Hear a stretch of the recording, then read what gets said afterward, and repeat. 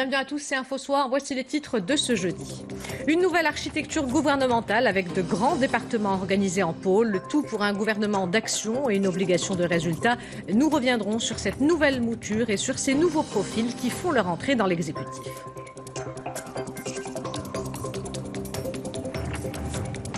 Sa Majesté le roi Mohamed VI présidera demain à Rabat l'ouverture de la session parlementaire d'octobre. Le souverain prononcera à cette occasion, à partir de 14h30, un discours devant les membres des deux chambres du Parlement. C'est un avertissement qui devrait nous inciter à agir et à changer nos comportements. Le rapport scientifique sur le climat méditerranéen présenté en Espagne au siège de l'Union pour la Méditerranée.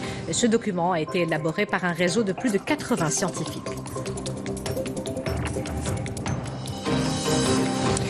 Envoie ce week-end de la 4e édition du Festival Flamenco Maroc, initié par les Instituts Cervantes, avec un magnifique spectacle Vandalous, héritage oriental du flamenco. C'est à découvrir à la fin de cette édition dans la chronique culturelle de Samia Habissi.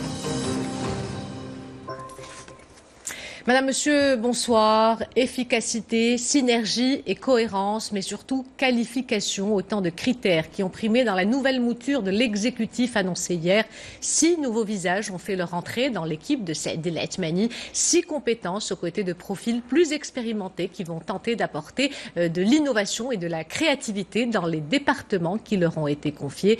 Une nouvelle architecture gouvernementale avec de grands départements organisés en pôles, le tout pour un gouvernement d'action et une obligation de résultat. Les développements avec Salima Benabou.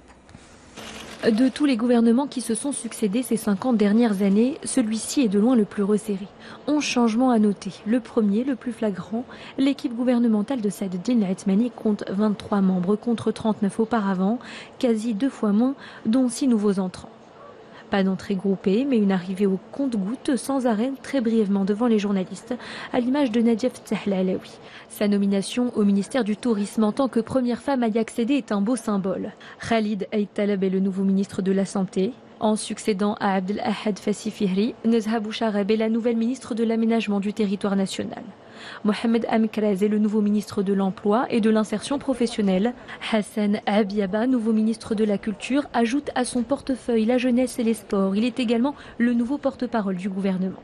Driss Awawisha est le nouveau ministre délégué chargé de l'enseignement supérieur. Il y a les nouveaux et il y a ceux qui étaient déjà là mais qui changent de département. C'est le cas de Mohamed Ben Abdelkader, ministre délégué chargé de l'enseignement supérieur hier. Il est aujourd'hui le nouveau ministre de la Justice. Jamil Al-Mousli, ancienne secrétaire d'État auprès du ministre du Tourisme, est nommé ministre de la Solidarité, du Développement social, de l'Égalité et de la Famille. Autrefois secrétaire d'État auprès du ministre de l'Énergie, Nezha El-Wafi est la nouvelle ministre déléguée chargée des Marocains résidant à l'étranger. Quant à l'intérieur, l'économie, l'industrie, l'agriculture, tout comme les affaires étrangères, il garde le même titulaire à la différence que l'intitulé du ministère de Nasser Bourreta est le suivant, ministre des Affaires étrangères, de la coopération africaine, anciennement coopération internationale, et des MRE qui vient s'ajouter à son portefeuille. Mohamed Ben Chaboun, ministre de l'économie et des finances, devra mener à bien la réforme de l'administration. Et vous l'avez noté, le nouveau ministre de la Justice qui était chargé de la réforme de l'administration. Et pour analyser cette restructuration, avec moi sur le plateau, Driss Abedi, doyen de la faculté des sciences juridiques, économiques et sociales de ENSVA. Monsieur Abedi, bonsoir. Bonsoir. Alors on l'a noté hier, le gouvernement Athmani II est l'équipe exécutive la plus réduite au Maroc depuis les années 60. Elle a été réduite de près d'un tiers et ce, dans un souci clair d'efficacité. Pour diminuer le nombre de portefeuilles, il aura fallu rationaliser les départements ministériels comme celui de Moulay Hafid El-Alami, désormais ministre de l'Industrie, du Commerce, de l'Économie verte et numérique. Et même si l'intitulé ne mentionne plus l'investissement, ça reste une responsabilité importante de ce département. Je pense en effet que le nouveau gouvernement est le plus ramassé, le plus ramassé de l'histoire politique depuis Abdallah Brahim. Je pense le gouvernement d'Abdallah Brahim, c'est plus qu'un tiers, c'est un quart. C'est-à-dire qu'il a été réduit de un quart. On est passé de 38 à 23 ministres, oui, plus le chef du gouvernement. Oui. Alors le souci ou le but, c'est l'efficacité, bien sûr, parce que quand on a des équipes ramassées, c'est-à-dire des départements ramassés, c'est d'abord la convergence. La convergence des points de vue, c'est l'intégration. D'ailleurs, Sa Majesté, dans son dernier discours, a parlé d'une stratégie intégrée. Donc on commence par intégrer les différentes missions. et aussi par un souci d'efficacité, de rationalité, de rationalisation aussi des moyens, parce qu'il y a aujourd'hui une tendance vers la rationalisation des moyens, c'est-à-dire de ne pas aller dans le trop d'opulence, mais un petit peu d'être plus austère au niveau de l'administration publique. Alors pour ce qui est du ministère de l'Industrie, où il n'est plus mentionné l'investissement, c'est juste, je pense, par un souci d'intitulé qui soit pas trop long. Mais l'investissement, il est toujours une attribution du même ministère. D'ailleurs, il relève ce ministère, l'Agence marocaine de développement des investissements, qui est sous sa tutelle, qui est un important organisme qui fait, mais demeure toujours sous sa tutelle. Alors, autre changement important, le ministère des Finances, qui est désormais en charge également de la réforme de l'administration. Qu'est-ce que cela traduit? Est-ce que, selon vous, c'est la marque d'une volonté de rattacher, de réunir les départements stratégiques au sein de ministères forts pour mener à bien des chantiers de taille? Je pense que le travail n'a pas été facile. Je pense pour faire sortir ce gouvernement, qui, je pense, est un gouvernement qui va être très efficace. Je pense que le chef du gouvernement a fait un grand travail de convaincre tout le monde. C'est pas facile.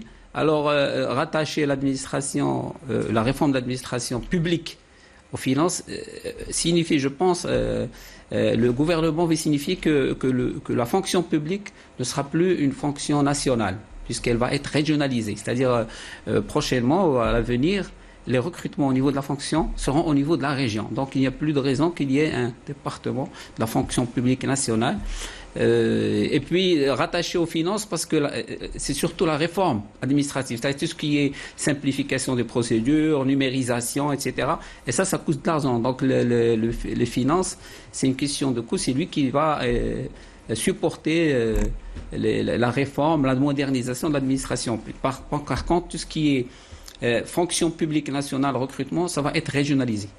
Alors, cette restructuration gouvernementale a également permis l'entrée de nouveaux visages, de nouvelles compétences plus spécialisées, plus qualifiées, comme Khalid Ait Talob, ancien directeur du CHU de Fès, qui devient ministre de la Santé, Nadia Ftah Alaoui, qui est en charge de multiples responsabilités au sein du ministère du Tourisme, de l'Artisanat, du Transport aérien, de l'Économie sociale. Alors, ce 109, ces nouveaux profils de femmes, de jeunes, est-ce que c'est une manière de promouvoir la culture du résultat ? Exactement, c'est une volonté pour le gouvernement d'aller droit au but, c'est-à-dire ne pas perdre du temps, de prendre les profils ou les compétences qui ont déjà fait preuve de réussite dans leur domaine, qu'ils soient dans le privé, dans le public ou le semi-public. C'est le cas des nouveaux visages, mais c'est aussi la dimension genre. Bien qu'il y ait 4 femmes seulement dans ce gouvernement, alors qu'il y en avait plusieurs dans le précédent.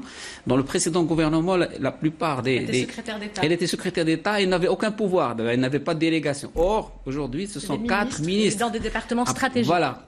Donc, c'est beaucoup plus qualitatif. Donc, ça aussi, c'est à mettre c'est-à-dire à l'actif de ce gouvernement et du chef du gouvernement, vraiment, qui a fait un travail qui n'est pas facile.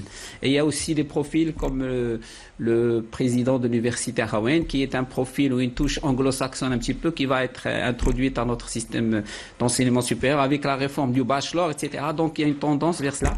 Alors, je pense qu'aujourd'hui, un gouvernement comme ça a besoin de profils multitâches qui font plusieurs tâches en même temps, mais avec une convergence et une cohésion, c'est-à-dire des ministres qui courent, qui bossent, qui sont énergiques, qui connaissent le terrain, mais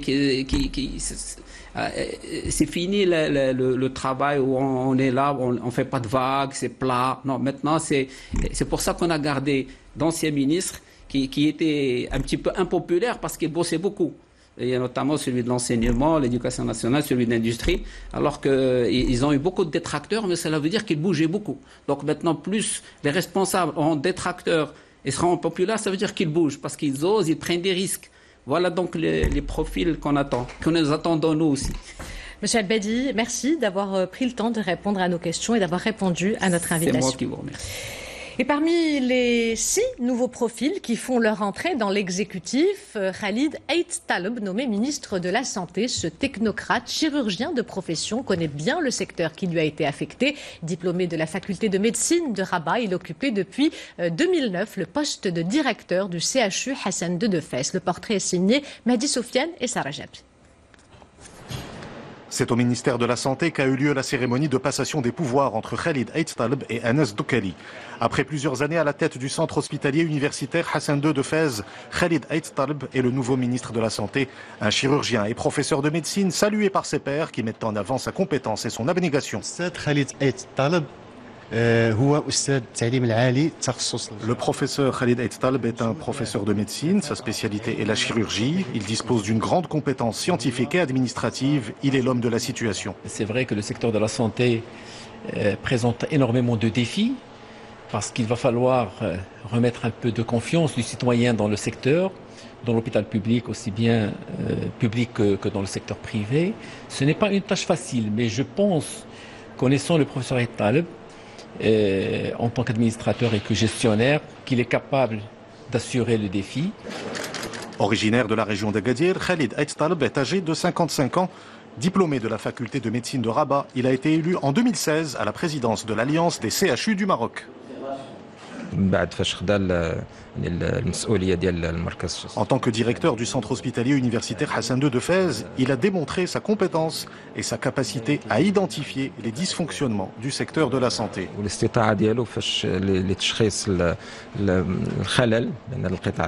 Il est l'homme qu'il faut, à la place qu'il faut. Ses qualités humaines, pour ses qualités professionnelles, pour ses qualités scientifiques. Il a été un bon médecin, un bon chirurgien, un bon manager, quelqu'un qui est très à l'écoute du citoyen. Lors de la cérémonie de passation des pouvoirs au ministère de la Santé, Khalid Ait Taleb a affirmé que les chantiers ouverts dans le domaine de la santé nécessitent l'adhésion de toutes les parties pour mener à bien la réforme du secteur. C'est le nouveau porte-parole du gouvernement. Hassan Biaba, du parti de l'Union constitutionnelle, a été nommé par Sa Majesté le Roi ministre de la Culture, de la Jeunesse et des Sports. Originaire de la région de Stade, Hassan Biaba est devenu membre de l'UC en 1983. Il est passé par plusieurs instances du parti avant de devenir son porte-parole. Les développements avec Hind Bnabnbi. Il est désormais à la tête d'un département aux multiples responsabilités. Hassan Biaba est le nouveau ministre de la Jeunesse, des Sports et de la Culture. Il a également été nommé porte-parole du gouvernement. Détenteur de 2 doctorats, l'un en études géopolitiques, l'autre en ressources humaines. Cet universitaire a repris ce matin le flambeau du département de la Culture des mains de son prédécesseur, Mohamed Laharoj. Je suis très honoré de la confiance du souverain et de la responsabilité qui m'a été confiée. Ce sont 2 départements importants, celui de la jeunesse et des sports et celui de la culture. Je pense que cela entre dans l'orientation générale de l'intégration des départements qui sont liés. Autre passation de pouvoir, celle qui a eu lieu cet après-midi avec Rachid Talbi Alami, ancien ministre de la Jeunesse et des Sports. La jeunesse, un chantier qui tient à cœur à Hassan Biaba, tant à travers son parcours associatif que par son poste d'enseignant à l'université Hassan II de Casablanca. Nous entrons dans une phase de mise en place d'un nouveau modèle de développement pour faire du royaume un pays fort et avancé. Une nouvelle phase et un nouveau pôle important dans la restructuration gouvernementale. Les responsabilités politiques ne sont pas chose nouvelle pour Hassan Biaba, qui est membre du bureau politique de l'Union constitutionnelle et son ancien porte-parole. Il devra désormais porter la voix de ceux dont il a la responsabilité, notamment les jeunes, qui représentent près de la moitié de la population marocaine. Il remplace Mohamed Yatim à la tête du ministère de l'Emploi. Mohamed Amkraz, avocat âgé de 34 ans et président de la jeunesse du PJD, a été nommé par le souverain ministre de l'Emploi et de l'Insertion professionnelle. Celui qui incarne le renouveau dans les rangs du Parti de la Lampe est également passé par la Chambre des représentants de 2011 à 2016. Reportage Marie Mamellel, le récit est de Mehdi Soufiane.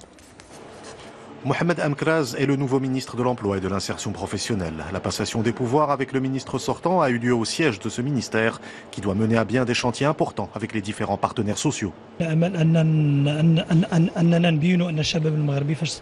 Nous espérons montrer que la jeunesse peut être à la hauteur des attentes et contribuer au développement du pays.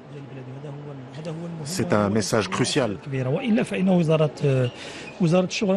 ministère de l'Emploi est l'un des ministères clés. en raison notamment des programmes destinés aux jeunes.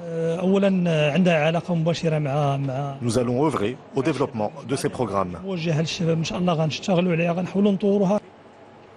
Avocat au barreau d'Agadir, Mohamed Amkraz est à la tête de la jeunesse du Parti de la Justice et du Développement depuis février 2018. Il a également été député à la Chambre des représentants entre 2011 et 2016. La mise en œuvre de nombreux projets dans le domaine de l'emploi est désormais sa nouvelle mission. Des chantiers sont lancés dans le domaine de la protection sociale. Il y a notamment la couverture sociale des travailleurs indépendants. Il y a également des projets législatifs comme la loi sur la grève, la loi sur les syndicats et la loi sur les mutuelles. Lors de cette cérémonie de passation des pouvoirs, Mohamed Amkraz a rappelé l'importance d'accélérer la cadence des réalisations dans ce secteur en poursuivant les dossiers et chantiers en cours. Réputées pour leurs compétences dans leur domaine d'activité respectif, 2 femmes font leur entrée pour la première fois au gouvernement. Elles héritent de départements stratégiques comme l'habitat et l'urbanisme qui sera géré par Nzaha Bouchareb, membre du bureau politique du mouvement populaire que Sa Majesté le roi Mohamed VI a nommé ministre de l'aménagement du territoire national, de l'urbanisme, de l'habitat et de la politique de la ville. La cérémonie de passation des pouvoirs entre Nzaha Bouchareb et son prédécesseur Abdelahad Fassi Fihri s'est déroulée ce jeudi à Rabat. Elle hérite également d'un portefeuille stratégique, un poste clé dans la gestion des dossiers économiques. Nadia Ftah Alaoui, qui représente le RNI, devient la première femme ministre du tourisme. La cérémonie de passation des pouvoirs entre Nadia Ftah Alaoui, que Sa Majesté le Roi a nommé ministre du tourisme, de l'artisanat, du transport aérien et de l'économie sociale, et son prédécesseur Mohamed Sajid, a également eu lieu aujourd'hui à Rabat. À présent, ce communiqué du ministère de la Maison Royale, du Protocole et de la Chancellerie qui annonce que Sa Majesté le roi Mohamed VI présidera demain, vendredi 11 octobre, au siège du Parlement à Rabat, l'ouverture de la première session de la 4e année législative de la 10e législature. Le ministère précise qu'à cette occasion, Sa Majesté le roi prononcera un discours devant les membres des 2 chambres du Parlement, la Chambre des représentants et la Chambre des conseillers. Le discours royal sera retransmis sur les ondes de la radio et à la télévision à partir de 14h30. L'appareil législatif prépare donc sa rentrée prévue demain. Plusieurs défis se profilent à l'horizon, notamment l'adoption de plusieurs projets de loi en attente. Retour sur les enjeux d'une rentrée qui s'annonce chargée avec Mamadou Diaye. Après une pause de 2 mois, le Parlement reprend du service au 11 octobre. Sur la table de l'appareil législatif, plusieurs dossiers en suspens. Mais pour cette session d'automne de la nouvelle année parlementaire 2019-2020, les objectifs sont d'ores et déjà clairement définis. Il s'agit entre autres d'accélérer le pas de l'action parlementaire, mais également de surmonter les obstacles à l'adoption de certaines lois de grande importance, cela après avoir tiré le bilan de la précédente session. Le bilan de la Chambre des conseillers varie entre modeste dans certains aspects et honorable pour d'autres. En ce qui concerne l'activité législative de cette nouvelle session, elle se caractérise par l'adoption de 31 projets de loi, parmi lesquels le projet de loi relatif à la loi cadre de l'enseignement, malheureusement que 2 propositions de loi et 25 projets de loi ordinaires. Devant les nombreux défis liés à l'étude et à l'adoption des projets de loi en attente, les parlementaires sont aussi attendus sur le terrain du suivi de la bonne application des lois déjà votées. Il y a eu l'adoption de lois qualitatives à caractère social, en particulier le projet de loi sur la langue amazigh, également la loi organique relative à la création du Conseil national des langues et de la culture marocaine.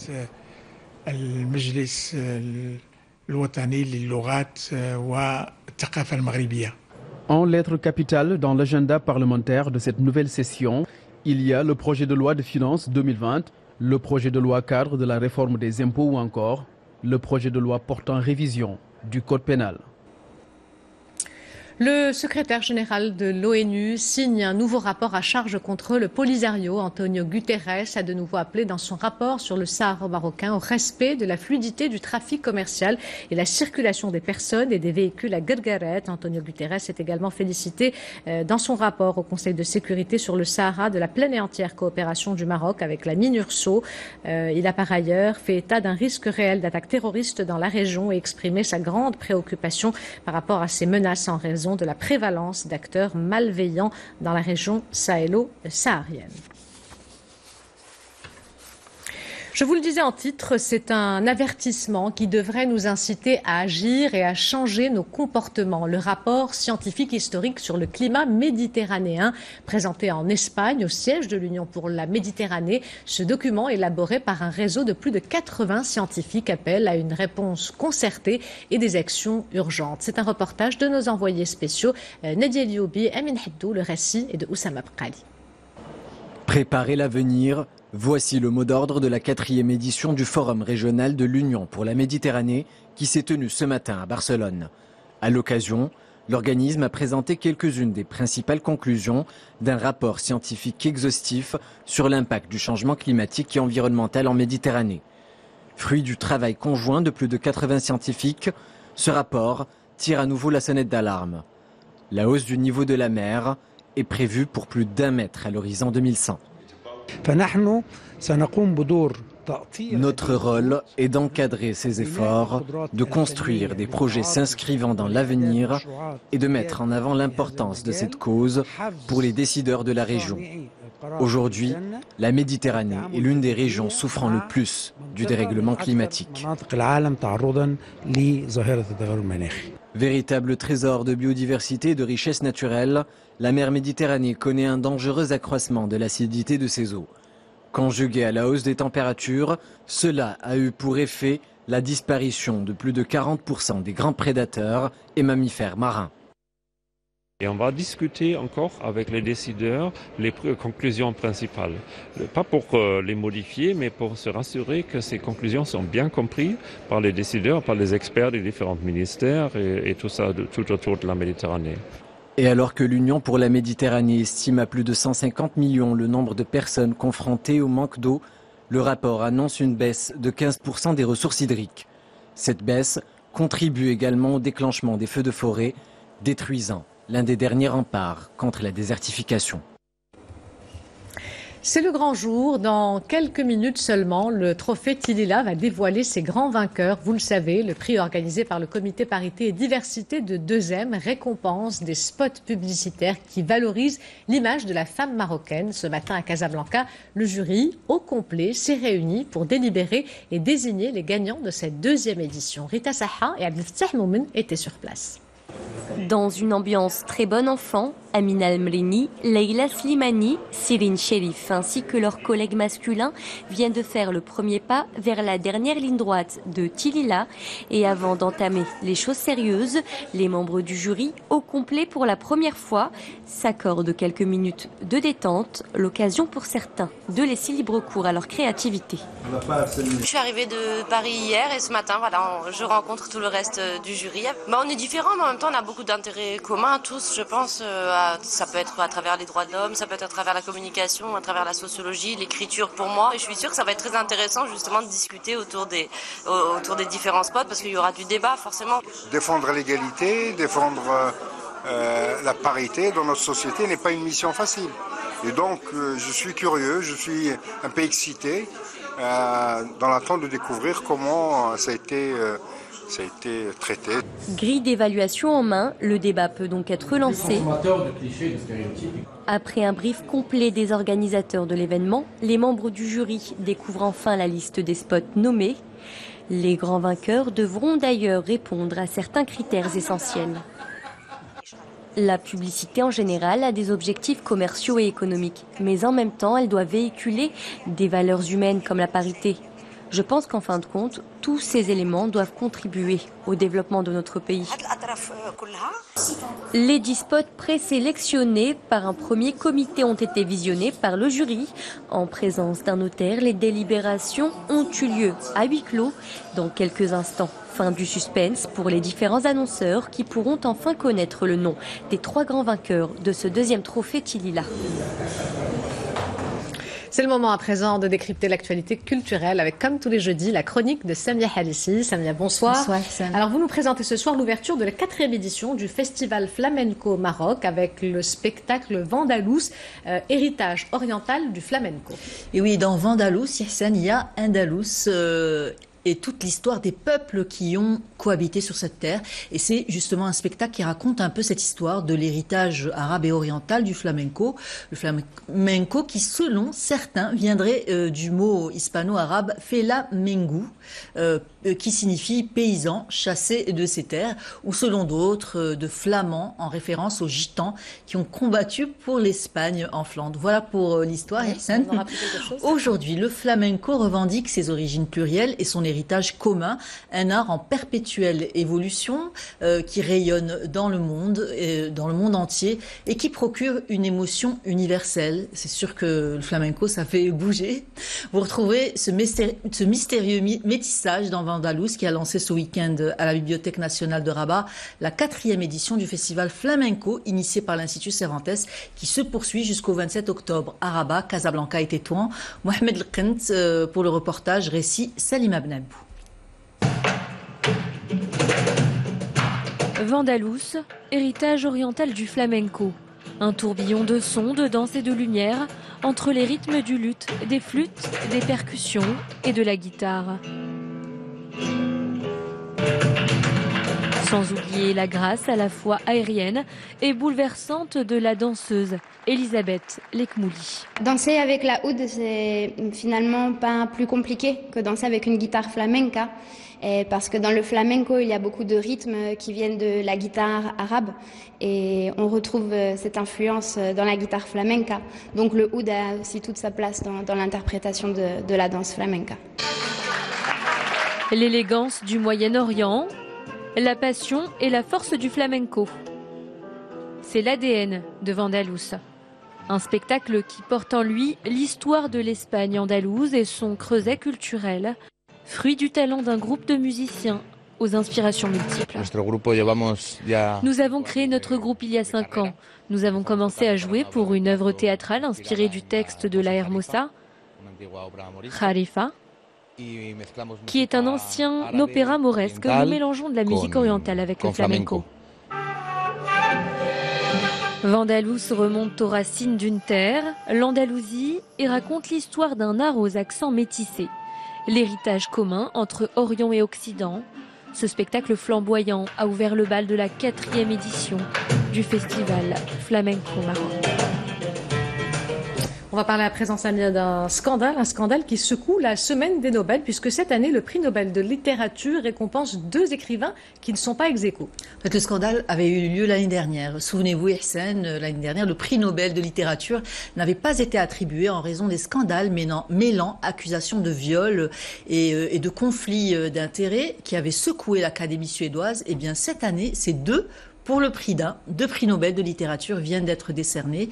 Le prix Nobel de littérature 2018 revient à l'auteure polonaise Olga Tokarczuk, 57 ans, pour, je cite, une imagination narrative qui, avec une passion encyclopédique, représente le franchissement des frontières.